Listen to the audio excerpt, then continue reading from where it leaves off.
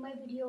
Hope कि आप सब घर पे हो और सेफ हो। सो गाइस, मैंने कल आपको जैसे कि वीडियो में बताया था इंडेक्स नंबर के बारे में, थियोरी, उसके मेरिट्स, डीमेरिट्स, फिर उसका मीनिंग।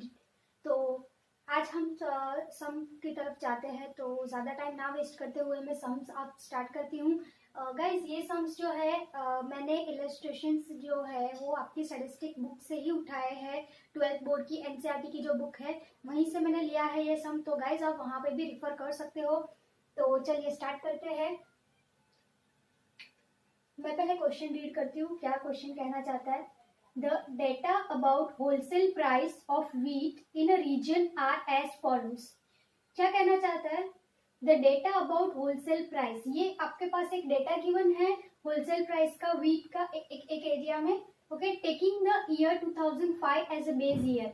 ये बड़ा ध्यान से हाईलाइट करके रखना आप हमेशा क्वेश्चन रीड करते वक्त कि बेस ईयर जो है आपका आप तुरंत हाईलाइट कर देना, ताकि आपको बार बार उसे ढूंढना ना पड़े। Okay, taking year 2005 as a base year. 2005 आपको क्या लेना है, बेस ईयर। यहाँ पे prepare the index number for the price of the item the remaining years. State the percentage increase in the price of wheat in the year 2013 from this index number. यहाँ पे हमें question क्या कहना चाहता है कि एक एरिया है, एक रीजन में यहाँ पे इन्होंने होलसेल प्राइस जो है व्हीट की वो बताई है यहाँ पे, और 2005 को हमें बेस ईयर लेना है। यहाँ 2005 से 2013 तक का हमें डेटा गिवन है, यहाँ पे शो किया हुआ है हमें ये डेटा। ओके, तो ये डेटा में हमें ईयर शो किए हैं, सबकी प्राइस शो की है। अब हमें यहाँ ईयर और प्राइस से हमें क्या निकालना है, आगे इसका इंडेक्स नंबर निकालना है और कितना परसेंटेज इंक्रीज हुआ है इसमें हमें वो निकालना है। तो गाइस, हम कैसे निकालेंगे, तो जैसे कल मैंने बताया था कि हमें प्राइजेस या फिर क्वांटिटी या वैल्यू कुछ भी जानना हो तो हम इंडेक्स नंबर के थ्रू इसे जान सकते हैं। कल मैंने थियोरी में ये चीज बताई थी आपको।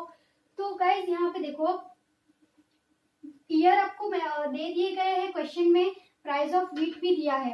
अब यहाँ पे इंडेक्स नंबर फाइंड करना है, पर यहाँ पे लिखा नहीं है कि इंडेक्स नंबर कौन से मेथड से फाइंड करना है। अगर जब भी इंडेक्स नंबर ना लिखा गया हो कि कौन से मेथड से फाइंड करना है, तो आपको simply fixed base method use करना है। ओके, फिक्स्ड बेस इंडेक्स में आपको बेस ईयर की जरूरत पड़ती है, जो कि बेस ईयर यहाँ पे आपको ऑलरेडी गिवन है 2005। तो हम यहाँ पे एफपीएम मेथड से यूज करेंगे fixed base index number method. तो फिक्स बेस मेथड का फॉर्मूला क्या था, P1 upon P0 multiply by 100। Index number find करने का फिक्स बेस मेथड से फॉर्मूला था ये।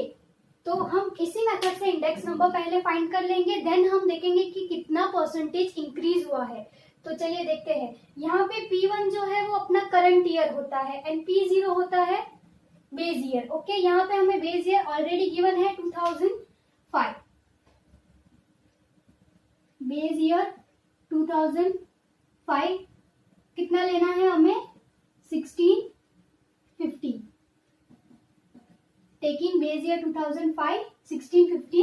तो हम यहाँ पे सारे ईयर्स में, जैसे कि अगर आपका करंट ईयर 2006 है तो बेस ईयर क्या होगा, 1650। अगर करंट ईयर 2007 है तो बेस ईयर यहाँ पे क्या बन जाएगा, 1650। आपको सब में 2005 ही बेस ईयर लेना है। ओके, तो चलिए फर्स्ट सम सॉल्व करते हैं। यहाँ पे ईयर 2005, प्राइस ऑफ व्हीट क्या है यहाँ पे 1650।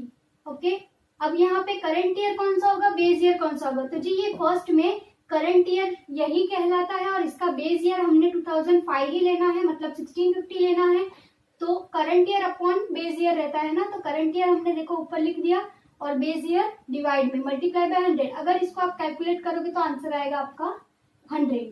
सेम एज नेक्स्ट 2006 का हम देखेंगे। तो 2006 में ये करंट ईयर है, करंट ईयर की प्राइस हमने यहाँ लिखी 1690 होल डिवाइडेड बाय 1650, ये जो कि बेस ईयर की प्राइस है, मल्टीप्लाई बाय 100। तो आपका कुछ ये आंसर आएगा 102.42। ऐसे ही आप सारे ईयर का कैलकुलेट करने जाओगे तो सारे ईयर के कैलकुलेशन के बाद आप कैलसी में इजीली कैलकुलेट इसे कर सकते हैं। 2007 में देखो तो आपका कैलकुलेशन बन के कुछ ये आंसर आता है। वैसे ही सिमिलरली 2013 तक का मैंने यहाँ पे डेटा निकाल के रखा है पूरा कैलकुलेट करके।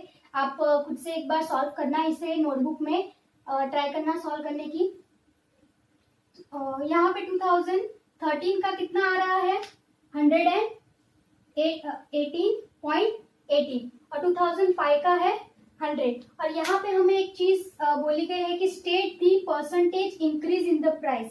ये तो हमारा हो गया सिर्फ इंडेक्स नंबर, ये हमने सिर्फ इंडेक्स नंबर निकाला है। अब हमें आगे क्या निकालना है और कि कितना परसेंटेज इंक्रीज हुआ है, कितना परसेंटेज इसमें और बढ़ रहा है। तो हमें ऐसे तो डिफरेंस पता चल रहा है कि 2005 में इसकी प्राइस थी 100, तो बढ़ते बढ़ते 2013 में कितनी हो गई 118.18 हो गई। तो यहाँ पे कितना परसेंट इंक्रीज हुआ वो हमें शो करना है। तो हम इसे कैसे शो करेंगे, देखो यहाँ पे increase in price of wheat in year 2013। तो क्या करना पड़ेगा हमें 2013 वाले ईयर को करंट ईयर को डिफरेंस करना पड़ेगा किससे, बेस ईयर से। तो बेस ईयर का इंडेक्स नंबर क्या था 100, तो करंट ईयर को सिंपली माइनस किया बेस ईयर के इंडेक्स नंबर से।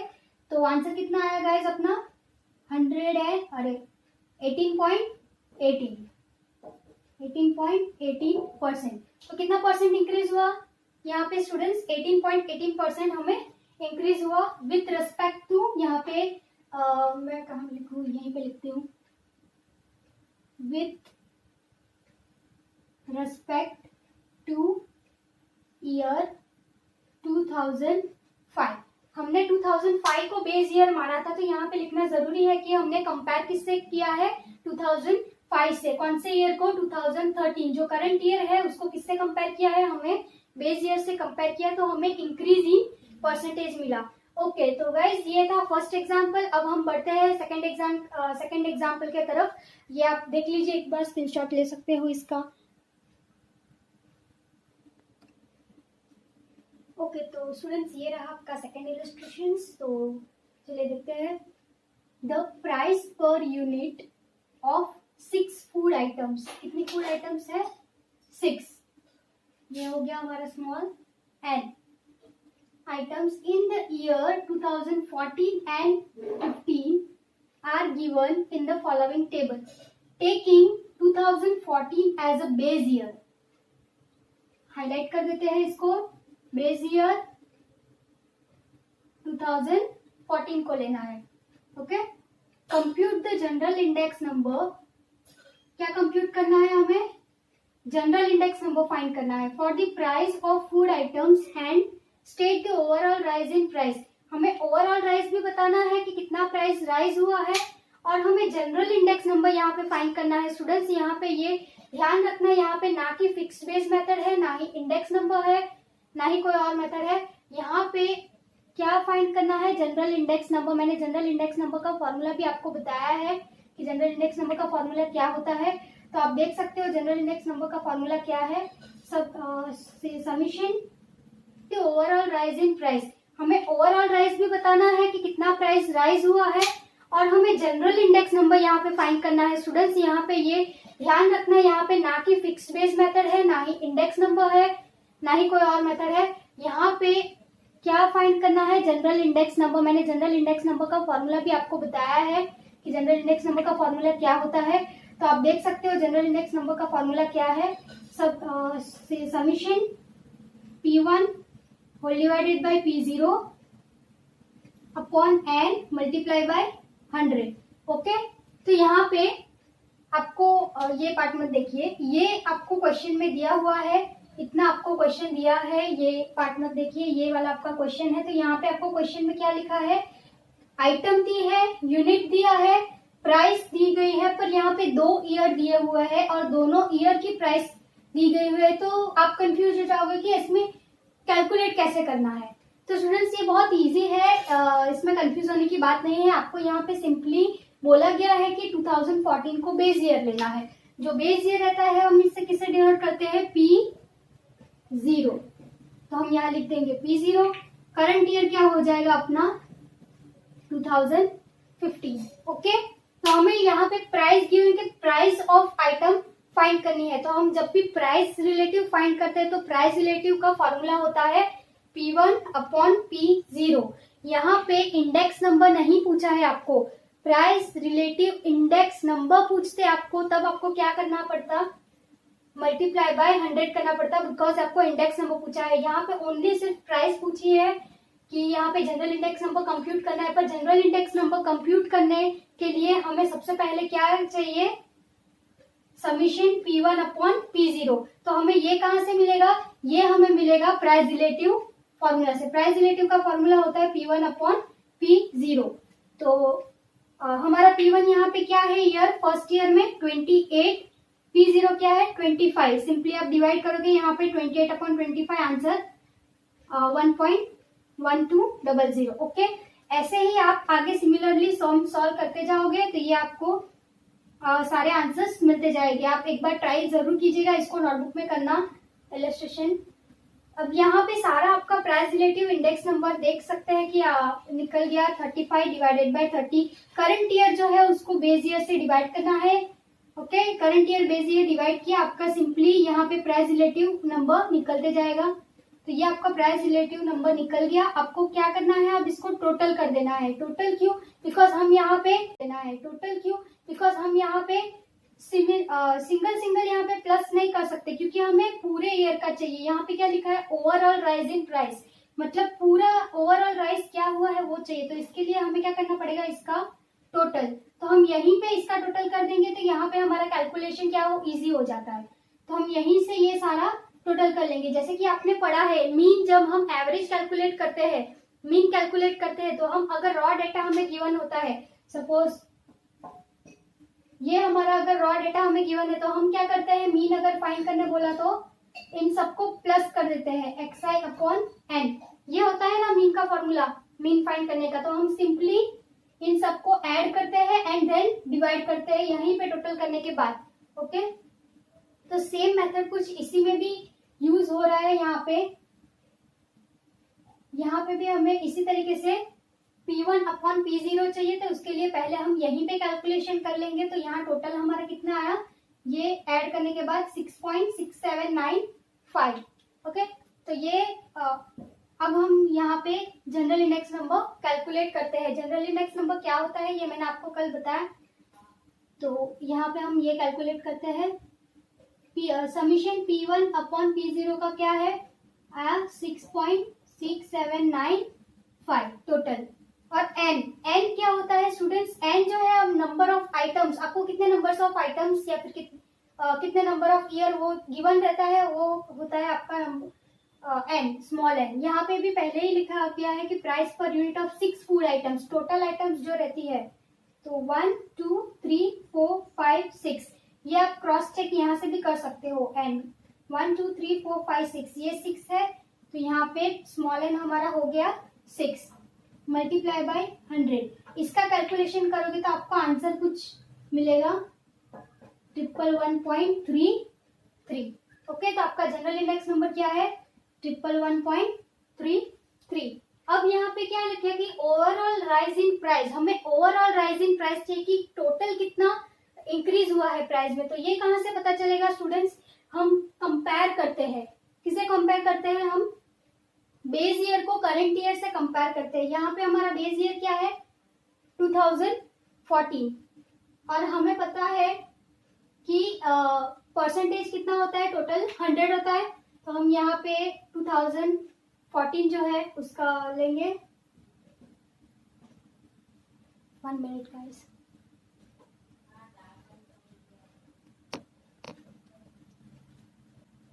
यहाँ पे हमारा जो टोटल परसेंट रहता है वो 100 रहता है। तो यहाँ पे ईयर, बेस ईयर का क्या हो जाएगा, ईयर 2014 का परसेंटेज हो जाएगा 100। तो हमें कौन से ईयर से कंपेयर करना है, 2015 के ईयर से कंपेयर करना है। तो हमारा लास्ट क्या आया, जनरल इंडेक्स नंबर 111.33 माइनस 100, क्योंकि करंट ईयर जो भी है उसका जनरल इंडेक्स नंबर हमने निकाला ना। तो करंट ईयर का हमारा जनरल इंडेक्स नंबर निकला ये परसेंटेज में। तो अब इसको परसेंटेज में ये निकल गया, तो टोटल परसेंट हमारा कितना होता है 100, इसलिए यहाँ पे 100 से डिवाइड किया, माइनस किया सॉरी। तो यहाँ माइनस करने के बाद क्या आंसर आया 11.33, मतलब हमें यहाँ पे कितना परसेंट इंक्रीज हुआ है 11.33% इंक्रीज हुआ। ओके, तो हम यहाँ पे लिख सकते हैं कि टोटल हमारा general price index number, overall rise in price of the food items compare to 2014 increases 11.33%। Okay, तो ये है हमारा इलस्ट्रेशन 12 स्टूडेंट्स। तो ये इलस्ट्रेशन 12 मैंने पूरा सॉल्व करके देख लिया है। यहाँ पे आपको बताया है कैसे सॉल्व होता है, जनरल इंडेक्स नंबर से सॉल्व करते हैं। तो चलिए बढ़ते हैं इलस्ट्रेशन 3 की तरफ।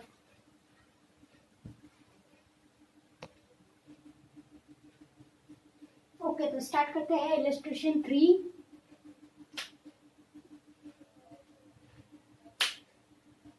The data about sugar, production of a sugar manufacturing company from the year 2008 to 2015 are as follows. Prepare index number by fixed base method. From these data, by taking average production of the year 2009, 2010 and 2018 as the production of the base year. तो question मैंने read कर लिया। अब यहाँ पे जो question में main चीज है वो पहले हम हाईलाइट कर देंगे, क्या मेन चीज है। ओके, तो यहाँ पे पहले क्या है कि एक शुगर प्रोडक्शन इंडस्ट्री है, उसने शुगर मैन्युफैक्चरिंग स्टार्ट किया। तो शुगर मैन्युफैक्चरिंग 2008 में चालू की, 2015 तक का उसे डेटा चाहिए। अब 2015 करंट ईयर तक का डेटा चाहिए। ओके, यहाँ पे इंडेक्स नंबर हमें प्रिपेयर करना है, index number bye fixed base method. यहाँ पे आपको बोला गया है कि फिक्स्ड बेस मेथड से आपको इंडेक्स नंबर प्रिपेयर करना है। ओके, तो आपका इंडेक्स नंबर का आपका फॉर्मूला आई थिंक अब तक तो याद हो ही गया होगा। इंडेक्स नंबर का फॉर्मूला क्या होता है guys? Current year whole divided by base year multiply by 100। Okay, from this data by taking average production of. अब यहाँ पे बोलोगे कि मैम यहाँ पे बेस ईयर तो दिया है नहीं, तो हम बेस ईयर किसे लेंगे? स्टूडेंट्स डोंट वरी, यहाँ पे आपको एवरेज प्रोडक्शन दिया गया है 3 ईयर का, कि 3 ईयर में एवरेज प्रोडक्शन निकला है। तो एवरेज प्रोडक्शन हमें लेना है बेस ईयर। तो एवरेज प्रोडक्शन क्वेश्चन अराइज होता है कि एवरेज प्रोडक्शन कैसे ले बेस ईयर में, 3 ईयर को कैसे हम ले बेस ईयर में। बहुत इजी है, जैसे कि मैंने अभी लास्ट एग्जांपल में बताया कि आपको अगर मीन फाइंड करना होता है तो आप एवरेज फाइंड करते हो। मीन मतलब एवरेज फाइंड करना, तो आप मीन कैसे फाइंड करते हो?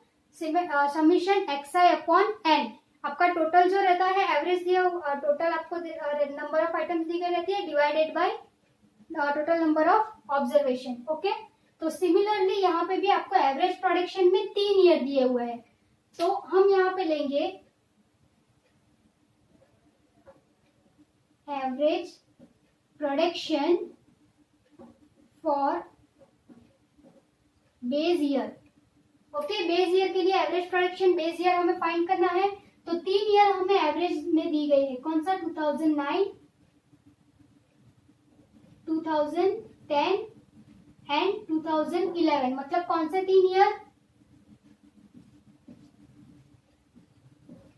ये 3 ईयर हमें क्या लिए गए हैं एवरेज प्रोडक्शन के लिए।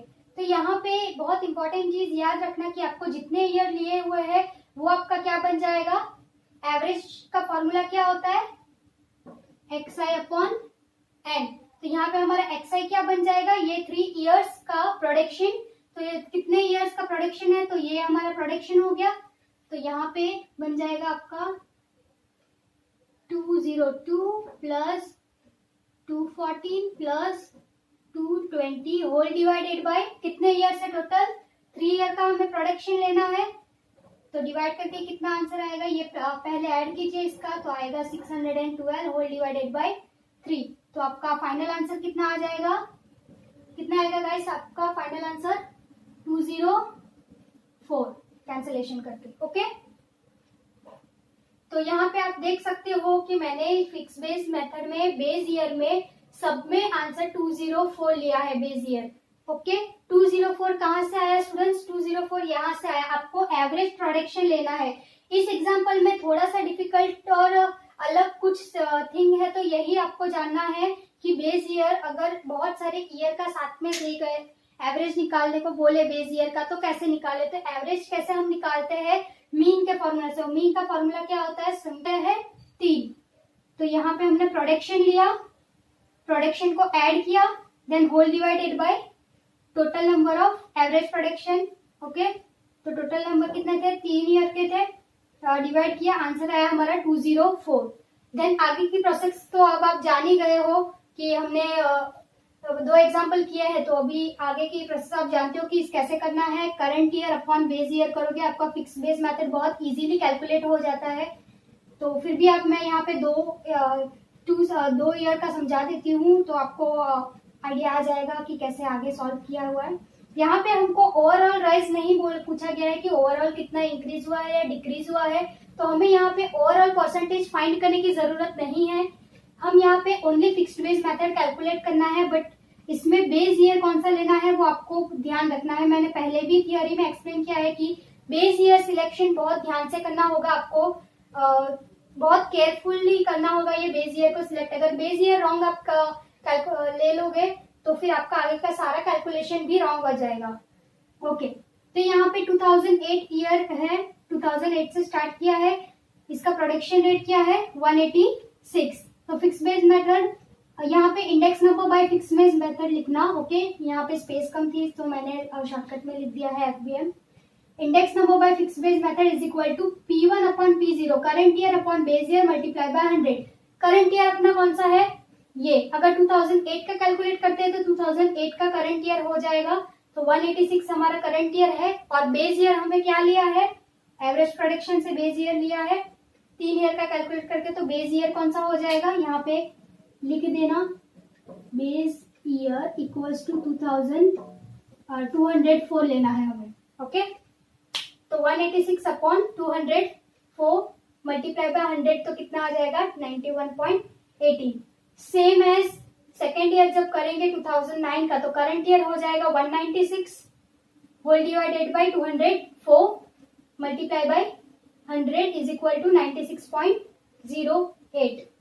सिमिलरली आगे के सारे ईयर का हम कैलकुलेट करेंगे तो फाइनल ईयर जो होगा हमारा कैलकुलेशन आएगा 112.75। तो इस तरीके से हम एवरेज प्रोडक्शन रेट निकालेंगे। एवरेज प्रोडक्शन कितना आया 204, ओके गाइस। तो होप कि आपको समझ में आ गया होगा। सो थैंक यू सो मच आज के लेक्चर के लिए। अब न्यू वीडियो में आप सीखोगे कुछ न्यू मेथड, उसकी पहले आप थियरी जानोगे, देन उसके सम्स इसी तरीके से मैं सॉल्व कराऊंगी। So thank you so much guys.